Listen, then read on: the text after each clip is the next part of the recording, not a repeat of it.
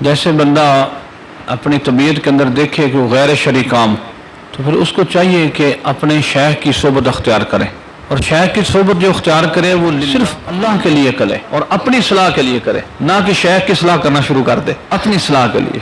اور یہ ہمارا رستہ ایسا ہے کہ ایک بندہ ایک قدم اٹھاتا ہے، ایک قدم اٹھاتا ہے عشق کے لیے، اللہ سے محبت کرنے کے لیے، اللہ سے نبی کی محبت، ایک قدم اٹھاتا ہے، ایک قدم، پہلا قدم جب اٹھا لیتا ہے، رکھتا ہے، دوسرا قدم اٹھانے سے پہلے وہ اللہ کا محبوب ہو جاتا ہے۔ ایک قدم اٹھایا اور رکھا، وہ قدم، دوسرا قدم اٹھانے سے پہلے اللہ کا محبوب ہو جاتا ہے۔ قل ان کنتم تحبون اللہ فاتبعونی یحببکم اللہ۔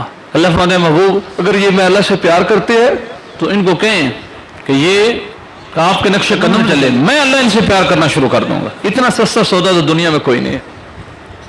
کئی بندے تجارت کرتے ہیں، بڑے تاجر ہو جاتے ہیں، بہت بڑے تاجر ہو جاتے ہیں، اب ریٹائرمنٹ ہو جاتے ہیں، اب وہ کہتے ہیں اوہو پتہ نہیں آخرت کی بننا ہے۔ دنیا کے بڑے بڑے امیر لوگ وہ پریشان تھے اپنی دنیا میں بھی آخرت میں بھی، لیکن اطمینان قلب کس کو ہے؟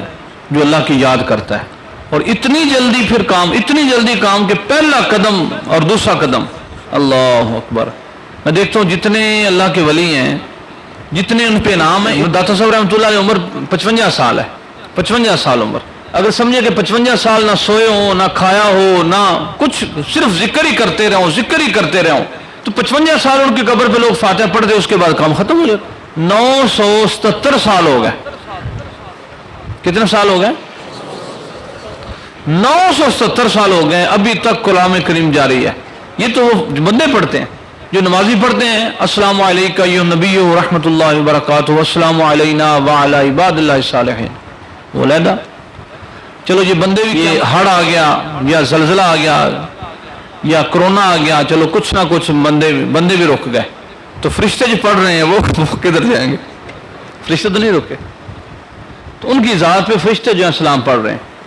تو اس لیے جتنا زیادہ نفع دین میں ہے اتنا زیادہ نفع کسی اور چیز میں نہیں ہے۔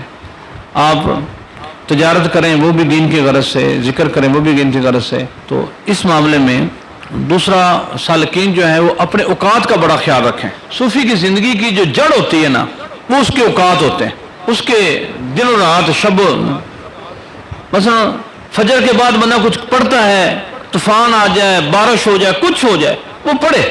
عصر کے بعد جو پڑھتا ہے پڑھے، مگر اگر ان اپنے معمولات سے ایک دفعہ پھر گیا نا، پھر دوبارہ بیٹھنا مشکل ہے۔ اس چیز کا بڑا خیال کرے، اس چیز کو بڑی زیادہ اہمیت دے۔ اللہ اکبر۔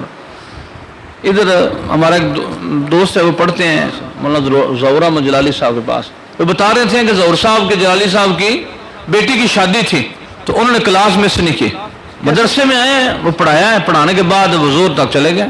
اگر ان کے علاوہ کسی اور بچے کی، کسی کی بیٹی کی شادی ہوتی تو 3 مہینے مدرسے پہلے چھٹی کر لیتے تھے۔ لاہور کے ایک گجرانوالے کے مفتی صاحب فوت ہوئے ہیں، طبیعت بڑی خراب تھی۔